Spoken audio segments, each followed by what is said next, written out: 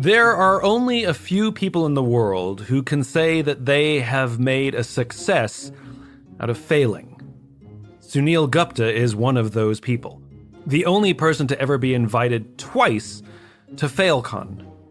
The author of Backable and a serial entrepreneur, we sat down and talked about the importance of failing and the lessons we can learn. This is a bit of optimism.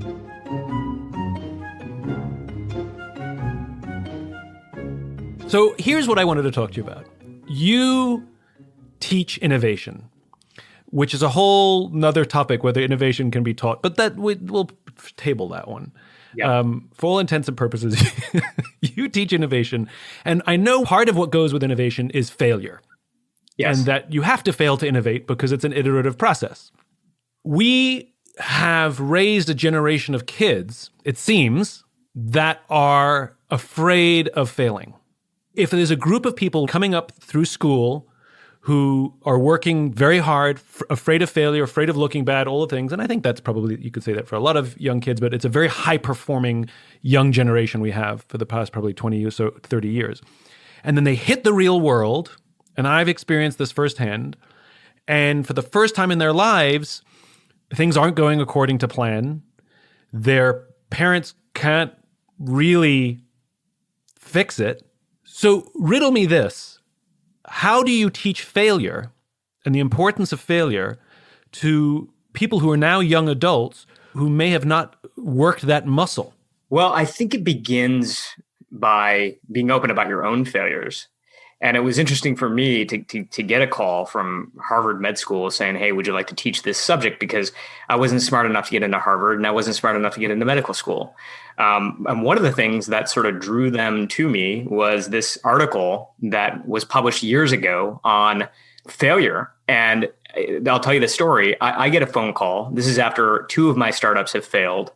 After, I've gone through ups and downs in my career, more downs than ups. And I get asked to keynote this conference called FailCon, which stands for Failure Conference.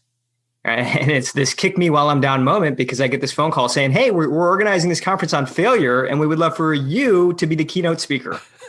And so I do. And I didn't know that there was a reporter from the New York Times in the audience.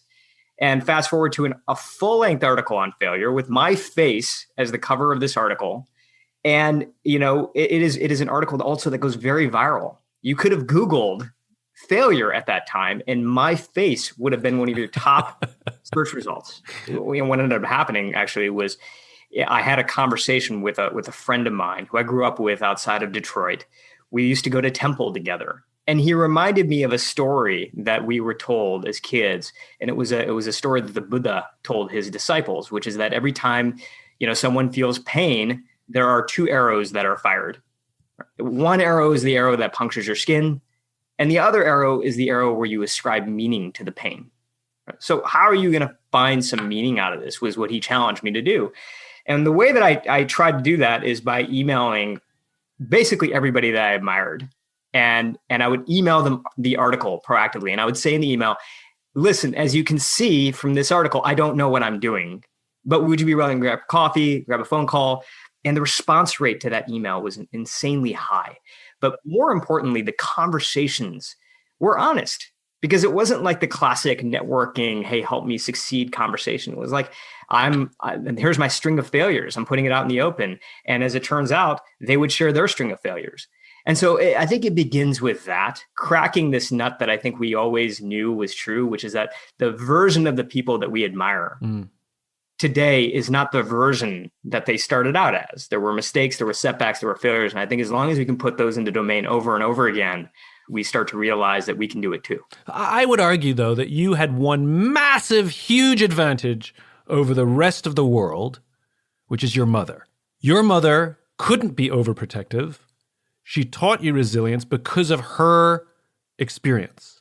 I mean, Mom's story is incredible. It's what drove me to write my book. It's what I think still fuels me every day as a father, as an entrepreneur.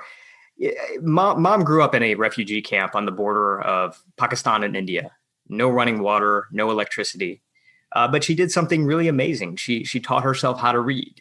And the first book that she read from cover to cover was the biography of Henry Ford. And after reading this biography, she tells herself and everybody around her, I want to be an engineer with Ford Motor Company. This is her vision. It's unlikely, if not impossible, but her parents get behind the dream. They get behind the vision. They save every penny or rupee they had. She gets on a boat, gets to the United States, ends up getting a scholarship to Oklahoma State University, of all places, graduates as the only female in her engineering class.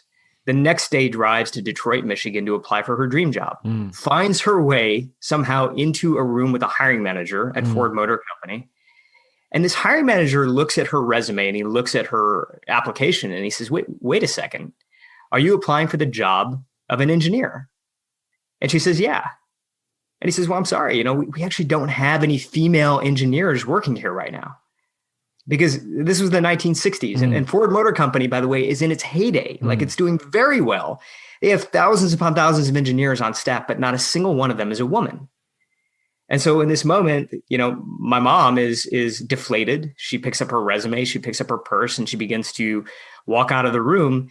And then almost in this last ditch moment, she turns around, she looks this guy in the eye, and she tells him her story about all the struggle, about all the sacrifice that it took for her to get to this country, to get to Detroit, to get to this very room. And then she says to him, look, things are changing. And if you don't have any female engineers on staff, then do yourself a favor and hire me now. This guy is so moved in this meeting that he decides to leave and go fight with his colleagues, go fight with everybody around him to make this happen. And in 1967, she becomes Ford Motor Company's first female engineer. Amazing. So that dream and that story served your mother, but you grew up in the United States of a mother who was an engineer at Ford Motor Company. Yeah. And so you didn't grow up without running water, et cetera. So you didn't have to teach yourself how to read. And yet your mother somehow taught you perseverance and grit and how to endure failure. Can you tell me some of the specific things that she did? Tell me one story of something specific she did that, she drilled into you. She parented you differently than the other kids in your school. Look, there is one thing, and it's a decision, Simon, that I think my mom made. And the decision that she made pretty early on is that we were, I was born in a town called Livonia, and we had outgrown the house when I was born, and we wanted to make a move, and there was a decision that they had made, and the decision was: do we move to a town where there are a lot of Indian people? Because there was such a town. Most of the Indian folks that we knew were congregating in sort of like the Bloomfield Hills, Farmington sort of area, but there was a new town called Novi, which didn't have very many Indian people at all. In fact, we didn't know any. And my mom was the one that pushed for us to go to Novi, for us to go to the all-white community. And there were a lot of times when Sanjay, my brother, and I would ask her, like, why the hell did you do this? Like, we're getting picked on all the time in school. We're getting bullied all the time. And her answer was, look, you got to learn how to deal with that now. Like, you got to learn how to figure this out. Because if you don't, then, you're going to grow up always wanting to sort of comfort yourself with people who look just like you. And that's just not the way that the world works. So I think that's an example of the way that I think she liked to parent, which is, I think in some ways, just like throw us in the deep end. Yeah. Though it makes sense, take your kids to a place where they're going to be uncomfortable and teach them to endure discomfort because that's the real world. That bit of parenting is horrific for a modern parent. To choose to take your kid to a place where they're more likely to get bullied so that the kid can learn to endure difficulty. I don't know if a modern parent can do that, would do that. The stories of Richard Branson, his mom dropping him off 3 miles away from home and saying, see you when you get home, so he can learn to find his way home. Well, look what that did. It made him one of the great problem solvers, one of the great entrepreneurs. Yeah. But, this is the question, which is, in our very sincere desire to protect our children, have we accidentally over-indexed into the over-coddle, and now the thought of throwing our kids in the deep end is just not on. There is no more deep end. The whole pool is shallow end. I think there's a lot of truth to that. Are you as intense as your mom in how you're raising your kids to deal with struggle and discomfort? Or do you find yourself sort of like sliding into the modern philosophies of parenting? I find myself sliding into the modern philosophies of parenting. Yeah. No doubt about that. I do think that my job in a lot of ways is to be this conduit for her energy. How do I let that sort of come through? I don't quite know how to do that. Every morning I play this little game with my daughters. I ask them two questions. I ask them, what is the meaning of life? And they say, to find your gift. And then I say, well, what is the purpose of life? And they say, to give it away. Meaning of life is to find your gift. Purpose is to give it away. It's my favorite quote from Picasso. And sometimes I wonder whether I'm doing enough to give them the grit that it would take to do that, right? It's nice to have sort of a punchline. It's nice to have a phrase, but am I sort of showing them what it would take to sort of get to that point? Have you noticed a difference in the first cadre of students you had to the current cadre in the way they approach risk? I think that there have been more stories out there now than there were even 5 years ago of people who have hit it big out the gate. And I don't know whether that's a good thing or not. Like, I think 5 years ago, it was still Facebook, it was still Snapchat, but there weren't like this long tail of stories of people who would just like hit.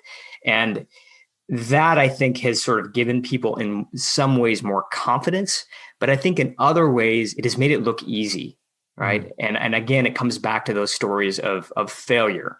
I used to have this slide that I would put up during my lectures, which would show the paths of people like Richard Branson, the paths of people like Elon Musk, that they had actually failed multiple times before they actually got their first hit. I don't necessarily have as many of those stories right now for some of the younger entrepreneurs. And I'm not saying that like we should have more of those, like good for them for having quick success. But I think it also might set sort of a bit of a bad precedent that like, hey, it's easy. And so I think my job in some ways is to retain optimism, right, as you do. But at the same time, let them know that, hey, like if it doesn't happen right away, that's just a stepping stone to the next thing. Yeah, I hear you and I agree with you. And the problem is talk is cheap, right? Like we can sit here and say, failure is a really important part. But the problem is there's now this unrealistic expectation, and there's still millions and millions and millions of businesses that are started and exist, small businesses. The vast majority will fail in the first 3 years. And the ones that we celebrate and put the cover in magazines, and we know the names of the companies and sometimes the CEOs, celebrity CEOs, is they did become 20-something-year-old billionaires. And now everyone who starts a startup thinks, I'm 5 years away from being a billionaire. Right. And one of the things I think they completely miss is that in every case, they became billionaires by accident. They were driven by something else, and the money came afterwards. It was the unintended byproduct. Even if they lose sight of what they were doing in the first place and became money obsessed later, the trajectory was very different. And so it raises this interesting question, which is a generation that's growing up with unrealistic expectations of what it takes to succeed, and even more unrealistic expectations of what success even means. If you can make a few $100,000s a year, like you are blowing the doors off compared to the vast majority of Americans, whether you own your own small business or not. Millions is rough and billions is damn near impossible. I have not met a company, I have not met a founder yet who set out to become a unicorn that became a unicorn. Right. Like that was the main objective. Exactly right. This idea of what actually sort of makes you tick, like what actually makes you come alive. And I know, again, we're getting back to catchphrases here, but bear with me for a moment, because I think back to the first time that'll be the name of our episode. It'll be Catchphrases with Suneel Gupta. Or bear with me for a moment. Yeah. But I remember having left Groupon, and I had been at Groupon early, and Groupon became, quote unquote, a unicorn, although it had massive ups and downs. And I remember leaving and knowing that I wanted to go start a company. What I did was just this classic, almost business school analysis. I had this spreadsheet, I had columns, I had column A was the ideas, but then column C was a competition, market size, et cetera, et cetera, et cetera. And I remember going to a mentor of mine and asking her, like, hey, what do you think? Like, what do you think of these ideas? Which stand out to you? And she looks at the list, and then she looks at me and she's like, let me ask you a question. Which of these ideas actually makes you come alive? And I look back at the list and I realize like none of them really made me come alive. But Suneel, these were your tickets to fame and stardom and unicornness. Exactly. And the story that she told me, which I continue to love, you've probably heard this one before, which is that when Martin Luther King was really stepping into his leadership role, I always forget how young he was. He was in his 20s, and he went to go see a mentor of his, a guy named Howard Thurman. And, he was trying to sort of figure out what steps he should make, whether he should do this. And Howard Thurman said, like, don't just ask what the world needs. Ask what makes you come alive. Because what the world needs is more people who have come alive. Mm. And e-commerce did not make me come alive. Mm. And that's when I made this hard shift into health. Because for me, like, I grew up in a household where my dad really struggled with his health. He had his first triple bypass surgery when he was in his 40s. And we had to go through that journey with him. That to me was the thing emotionally that sort of made me come alive. How do we take some of the things that work for him and make it available for more people? You hear this a lot. Somebody was struggling, a therapist helped them, they refound happiness, and they devoted their life to being a therapist so they can do the same for others. When somebody helps us, we know what that feels like, and we want to do that for someone else. And here you are, you lived in a household of emotional struggle, watching your father go through these medical challenges, and you realize medicine's for me because I've seen what the doctors have done for my father. And that makes a lot of sense to me. I can't get off this because I'm trying to understand it. That is it randomness, that you had a father who struggled with his heart, and so you realize the value of medicine, and you and your brother go into medicine. If we keep our kids hidden and covered in cotton wool, then it reduces the likelihood of those opportunities to be exposed to something that could profoundly set them on a path of purpose. I wasn't expecting this conversation to go so deep so quickly, but I mean, where you taking me, Simon, is a concept that I learned as a kid, which is Dharma. The best interpretation of Dharma in the English language is that which sustains. It's this thing inside you that you don't have to continue sort of relighting over and over again, because it's just there. With the healthcare startup that I ended up doing, it did fine. It didn't knock it out of the park. We ended up selling the company. I had mixed feelings about selling it because, again, not fantastic outcome, not unicorn by any stretch of the imagination. And I'm at a healthcare conference a few months later, and like there's this founder up on stage, and he's got the company with all the rage, right? Like he's getting the articles, everybody's tuned into what he has to say, and I'm just in the audience. I'm not even speaking at this conference. I'm just sitting in the audience. He doesn't even know I'm there, and we have never met. But during Q&A, somebody asks him, like, what motivated you to start this company? Well, tell me about some of the things that inspired you. And he said, one of the companies that I really looked at carefully that inspired me was a company called Rise. That was my company. And I guess the lesson that taught me was that, like, even if you don't reach your intended destination, you still touch and teach people along the way, right? You still end up having this impact. And the question is, are you truly here, like, for the impact in that one area, right? Is that truly the thing that you want to sort of move the needle on? When I ask people, like, what do they care about? They care about impact. I want to have impact on the world, right? But I think we have to go more specific than that. What exactly is that thing that, whether or not your name is on the impact, is it just the same to you, or is it are they both wins? Because if the answer to that is yes, then I think you're getting closer to your Dharma. The way you describe Dharma, I hear inspiration, this flame that's lit inside you that doesn't go out. But I think we're adding another layer to this because, I mean, let's be honest, this is pretty multi-layered, which is the definition of success does include credit. I think to give up credit is selfless. And with fear of failure comes a weird selfishness. Because let's be honest, it's about me, my failure versus my success. I wonder if we can teach young people to endure failure when they learn cooperation and teamwork first. Because now it's no longer my failure, it's about us. It's about us, yeah. And it's not about me getting credit, it's about us having an impact, not me making an impact, because I think that's also a twisted concept, because when somebody says, I want to make an impact, well, newsflash, you're probably not going to do anything by yourself. Yeah.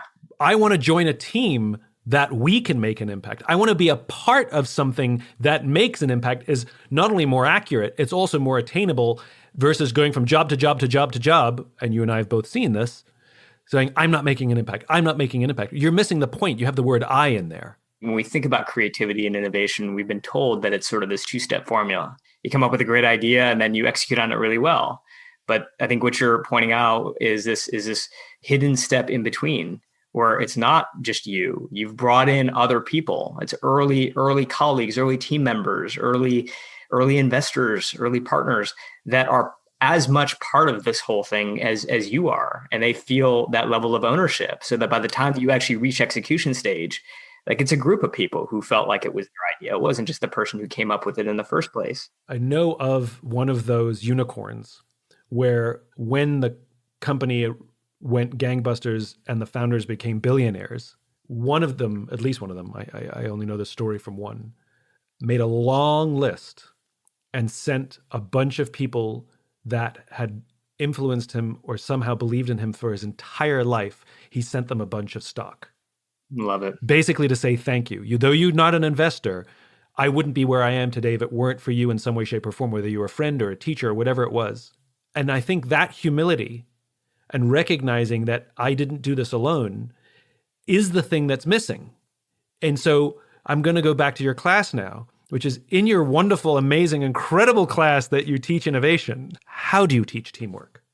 I think we teach teamwork through the idea of dependence, right? Like knowing that you cannot actually do this by yourself. And part of that is trying to get people who have different skill sets together and knowing that there's going to be tension there, right? Because when you have a hammer, everything looks like a nail. And knowing that your hammer might not actually be the right way to do this is such an important part of, I think, the practicalities of starting anything. And so we have students who are coming together, but one's coming from the point of view of a med student who's been shadowing doctors and inside the OR.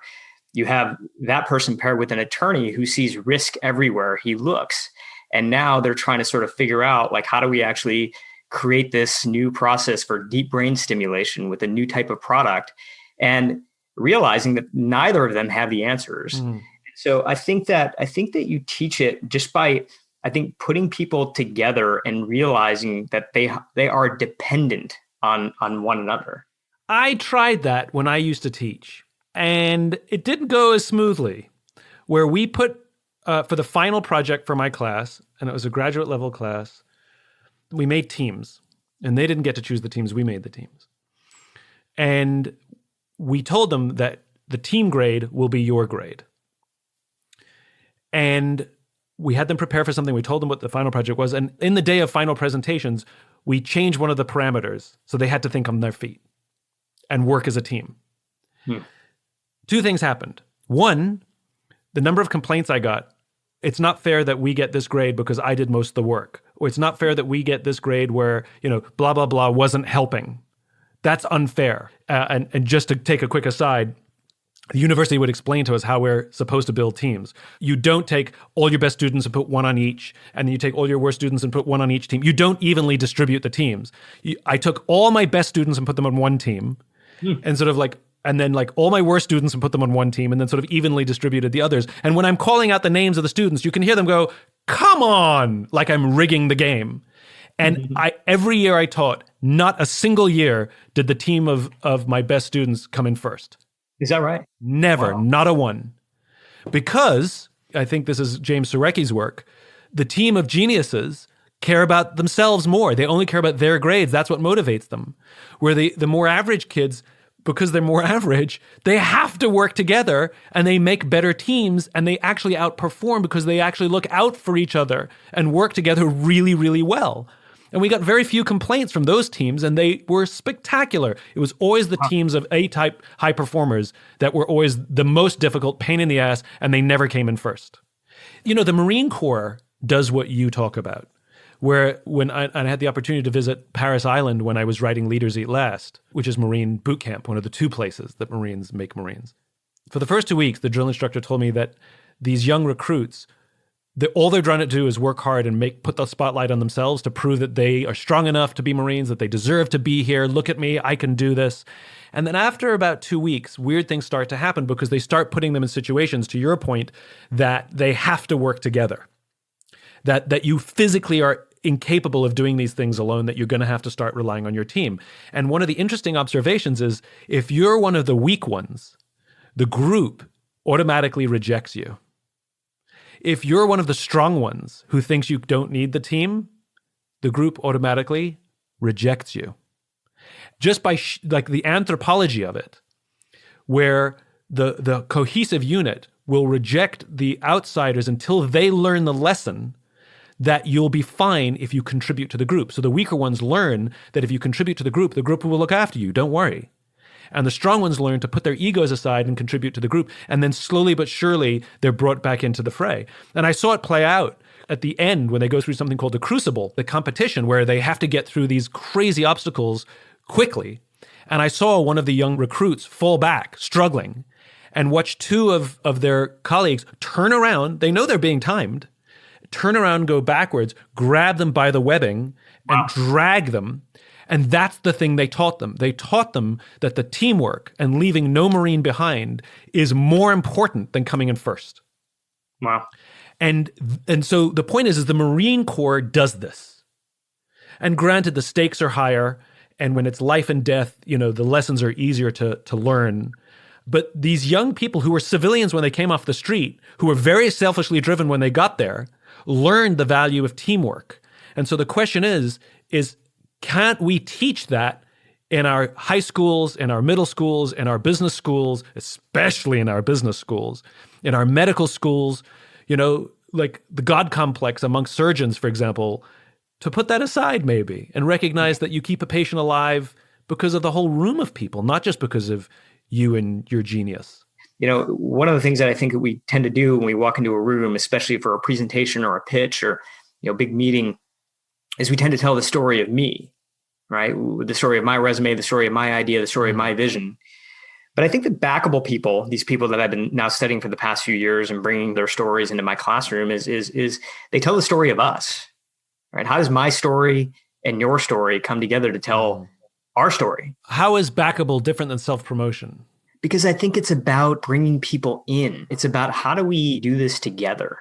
One of the most important concepts in the book is this idea of flipping outsiders into insiders, having other people feel ownership over the idea that you've created. It comes back to some of the principles I know Simon, like the IKEA effect, that we place up to 5 times the amount of value on something that we help build than something that we simply buy off the shelf, right? Yeah. Because we made it ourselves.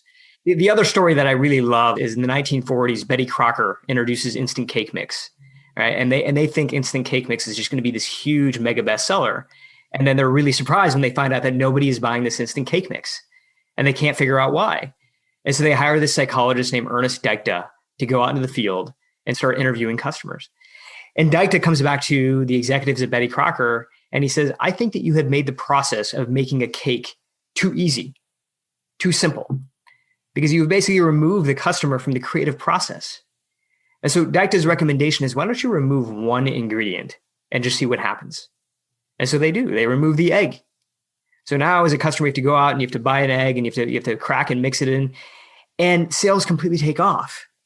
Because now when the cake comes out of the oven, people actually feel like they have a sense of ownership over it. Yeah, I have a slightly different interpretation on the Betty Crocker story, which is they have to do work. Whenever I sort of want to quote unquote invite people in, to use your terminology, I don't make it easy. I did some work with a company where we're inviting a bunch of people to come join a class with me. And, the temptation is to make it on an app, click, click, click. Are you available for the dates? Can you do it? What are your qualifications? Check, check, check. Instant gratification. And we made them write essays. And we actually read the essays. And we made them, and so the people who phoned it in, we could tell, and they got rejected immediately. And the people who didn't feel like writing an essay didn't apply. And the people who took the time to actually write a proper essay to say why they wanted to be in the course, those are the ones who got in. We made them do a little extra work. Now, we don't have to make it very difficult, but I'm a great believer in putting in a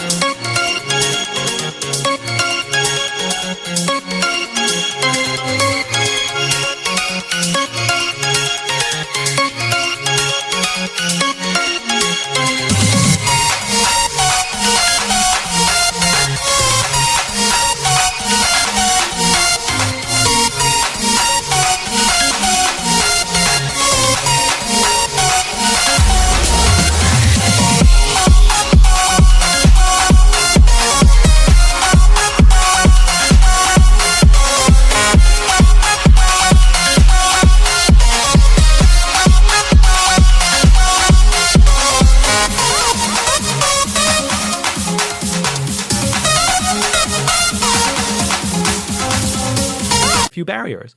So for example, I co-host a leadership summit every year, and I do it from Thursday to Saturday every year. Because I don't want it to be a business trip, which is the weekdays, and I don't want it to be a boondoggle, which is the weekend. So I screw your week and your weekend. So you have to really want to be there. Like a destination wedding. Right. It's like a destination wedding. Exactly. Right. Do you really love me? And so I think the idea of requiring people to do some work, this is a perfect full circle of where we started. Over-coddling, though instinctively is the right attitude for a parent, which I agree. You know, we want to protect our kids as best we can and give them the best opportunities, etc. Every parent wants that. But the question is, are we denying them the joy of work? Are we denying them the importance of effort? And this goes not only to struggle, like, how are you going to solve this problem? Like, you fell off the bicycle, you have to get back up. But I think it's sometimes something not necessarily negative, but asking people to do a little more. You got to do a little work to feel the joy of what you've produced. In other words, impact doesn't come free. You can't just go buy a pair of Tom's shoes and feel like you've done good in the world. Like, it doesn't work that way. And I think that's the parenting thing. We don't have to make all of the kids refugees and teach themselves how to read.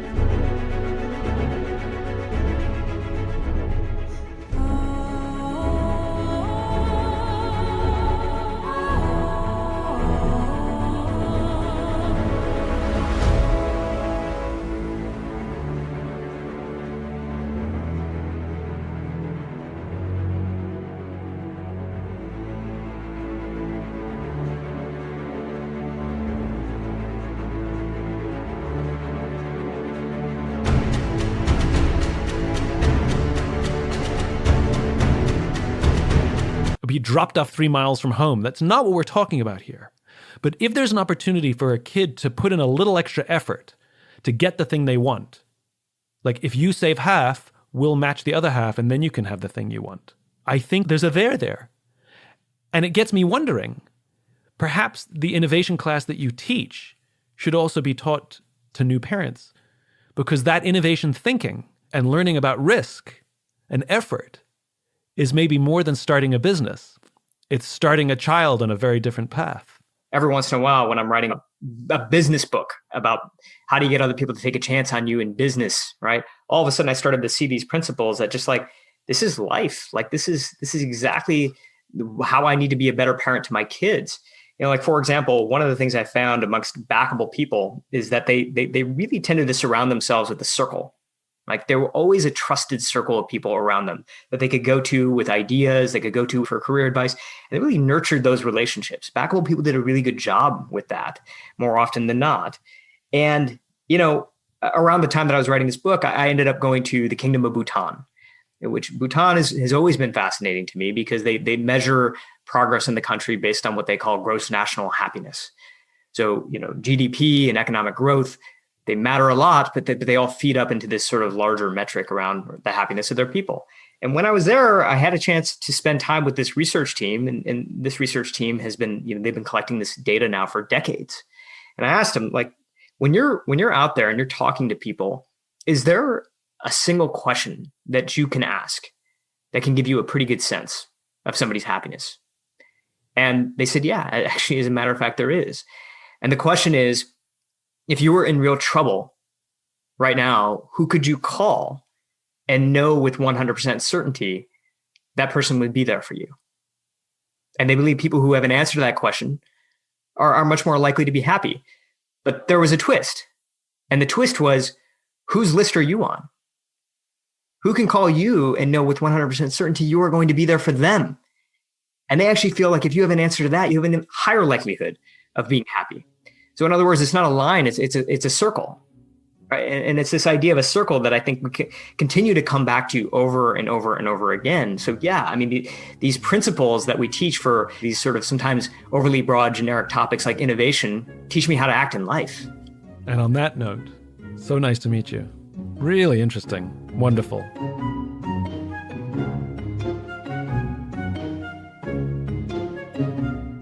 If you enjoyed this podcast and you'd like to hear more, please subscribe wherever you like to listen to podcasts.